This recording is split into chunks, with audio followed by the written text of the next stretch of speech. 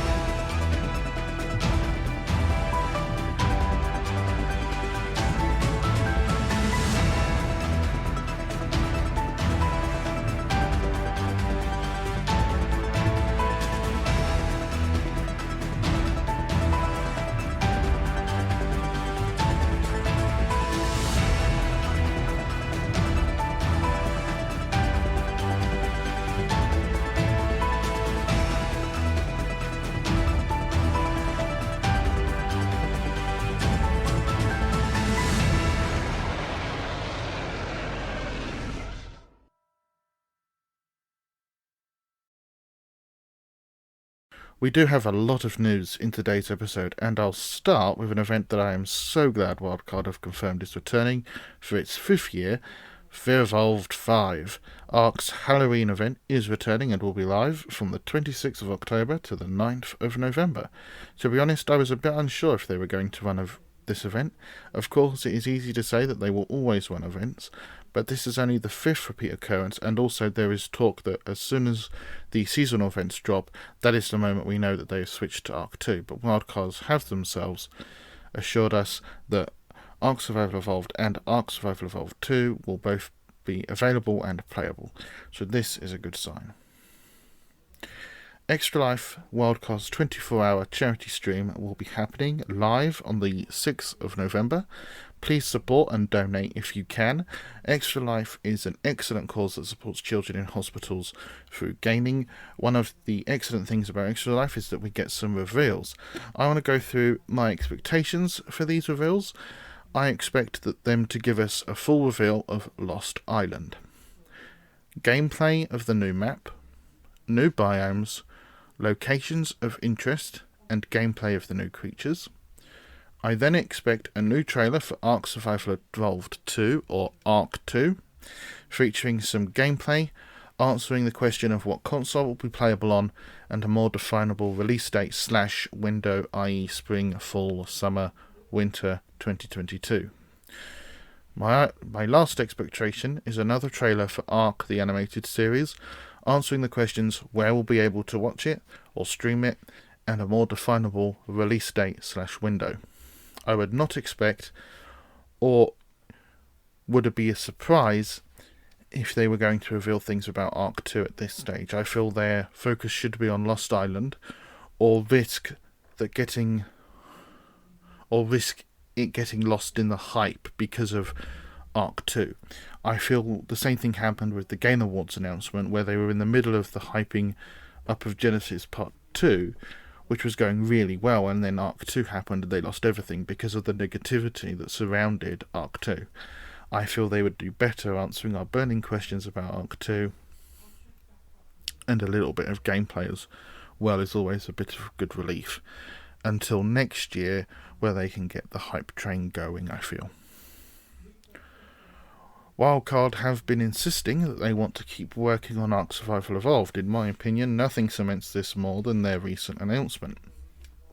We are getting another quality of life and balance update. Granted, they have concentrated on PvP this time, but this update has gone live on PC and will be coming to console very soon. As part of this, they have stated that 2 previously unbreedable creatures will be made breedable in this QoL update, and that we should continue to expect them to make more unbreedable creatures breedable in the future. These two creatures were the Achitana, aka the snail, and the rock drake. Both of these creatures are currently breedable on PC and will be on console when the update goes live. There's no date as of yet, but there will be a date soon. TBD on that. Also, for those on console, allow flyer speed leveling. This command is one that I've been waiting for since it was announced. It is currently bugged on console and for single player, so it is available for single player settings to use, but it will not work. My hope is that they add this command in the quality of life update. We have been waiting for quite some time. I did even contact Wildcard as well, who advised me to wait for an update and keep checking patch notes. I have been checking patch notes, it still has not yet appeared. I would assume, hopefully, because usually the console patch notes, when it comes to quality of life and things like that, are usually quite bigger because they want to add everything. So this is probably the moment where we'll see that. I'm going to go through the patch notes on PC for the quality of life update and balance update, so we get an idea of what's coming to console. So the balance update, the Bloodstalker reduced piercing damage from 85% to 65%. Players grappled now get a 20-second immunity buff from being webbed by the Bloodstalker again. No longer unequips players' melee weapon when webbed. Wyverns. Reduced Wyvern HP gained per level by approximately 20%. Reduced armor penetration on Lightning Wyvern beam attack by approximately 20%. Buffed Fire Wyvern right click attack by approximately 30%. So I believe the right click attack, I think, is the bite, I think. Prevented Void Wyvern, so that's the Void Worm, from performing a right click attack unless mounted by a rider.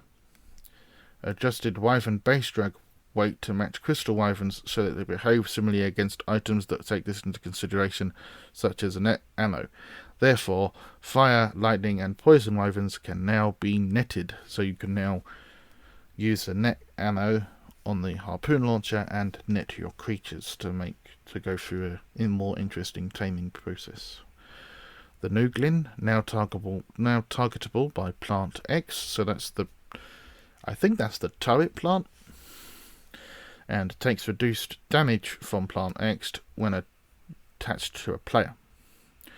So net ammo, increased durability usage on harpoon gun for net ammo specifically. Cost per net fired increased by approximately 250%. Increased weight ammo from 0.2 to 2.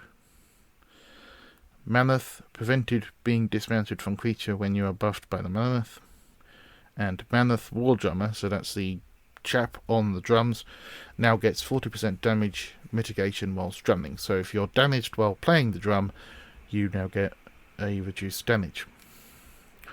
The Shadow Main, reduce the range the stun attack can target horizontally by 20%. So, yep. Increase the holding spacebar jump distance by 20%. Reduced how many targets the Shadow Main can chain stun when right click is held to 7 targets from 15 targets. Increased cooldown of teleport attack from 4.5 seconds to 15 seconds, and each target added increases the cooldown by 2 seconds rather than 1 second. Increase the length of immunity buff after a player has been stunned by the Shadow Main from 30 seconds to 50 seconds. Reduced passive creature armor from 124 to 80 and reduced its armor gained per level by 35%.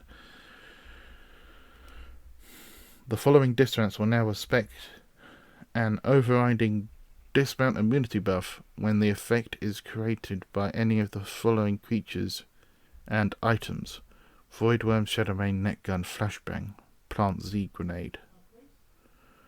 And miscellaneous balance prevented the exomechs from filling turrets that have all recently fired, increased Megalosaurus damage with the nighttime buff by approximately 2.5%, and increased tech turret HP by 100%.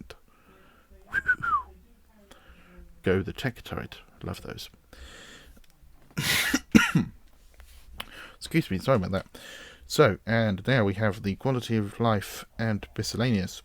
Increased slots on the industrial grinder from 60 to 120. I'm sure that'll be useless. No. Sure that will be useless? I'm sure that will be useful. Excuse me. Expanded the tech cloner. So that's the... I don't know why they call it the tech cloner there, but that's the cloning chamber. Register range by 3 times. So that means it will now pick up the creature you want to clone 3 times the range. So that's really helpful. Registered tech surveillance console stack ties from 100 to 5. Reduced tech surveillance console stack size from 100 to 5. Not sure what that is, but I'm sure that will be something. Display a HUD whilst holding H with tech glove equipped, displaying player location and upload timer. Don't know what that means either. Increased magma source smelting output by 100%. Hello. Enabled auto harvest on Ankylosaurus. Ooh. Oh, here come the 2 that I mentioned earlier. Enabled breeding on rock drakes. Enabled breeding on Akatana. I don't know if that's how you say it. Akatana? Akatana. Sounds like a Klingon name. Fixed some exploits. Fixed a bug where tech striders and mechs would not regain health in stasis. Fixed a bug where mech modules would lose durability when released from the cryopod. 2 new admin commands: cheat drain water, enter number here, and cheat drain food, enter number here. So that means you can possibly manually drain your water and food via an admin cheat. I don't know why you would need that. Put in the comments why you would need to do that. That seems like a good thing. Why would you want to admin command yourself to drain water or drain food? That doesn't make sense. I mean, add water and food, yes, by a number, but not drain it. That seems silly. Fixed a bug where the dedicated storage box would ignore stack modifiers in server config files. Okay. Fixed a bug where caused Plant Z to no longer hold dinos. Fixed a bug where soap would remove textures from some structures. Fixed a bug where cosmetics on the Shadowmane would not retain their colour. And that is everything. So I mean, I would say almost all of those are going to appear on the console version, because this is the PC patch notes, and that's what usually happens. And also, more likely than not, any past ones that haven't been added yet will probably be added as well, because they tend... Updates for console are larger than PC. So PCs get smaller updates, they get them in smaller bursts. So they just get, oh, we'll just add 2 things, we'll add 1 thing, we'll add this, we'll add that. Whereas you take the console notes, you get a long stream of this is what's coming. And that's really handy if it's needed, but it also means we get updates slower as well. But it's all good, it's all helpful, it's all useful. And finally, Wildcard have now confirmed that there will be another creature submission vote for a new creature to be added. It is unclear, however, whether or not this creature was going to be for Lost Island or not, but we will wait and see, and as usual, as soon as I know, I will make sure to include this information in a new video. Also, I want to quickly announce, very quickly, that Arc Highlights and the Let's Play Ark series that William has been doing will be taking a break during the festive season, so that's during the month of December. Both of these videos will return in January. It's just that I'm predicting I will get busy. I don't know yet. I'm just predicting. It's just how it is. Obviously, Ark News will continue, and there is also a planned surprise. Be sure to stay tuned to the end of this video to find out what that surprise is. Make sure to check out the next episode of Ark Highlights, Beginner's Guide to Taming. Also make sure to check out the next episode of Ark News with hopefully all the reveals from the extra live stream. Make sure to subscribe to keep up to date with the latest news and videos, and hit that notification bell, ding, to never miss our videos.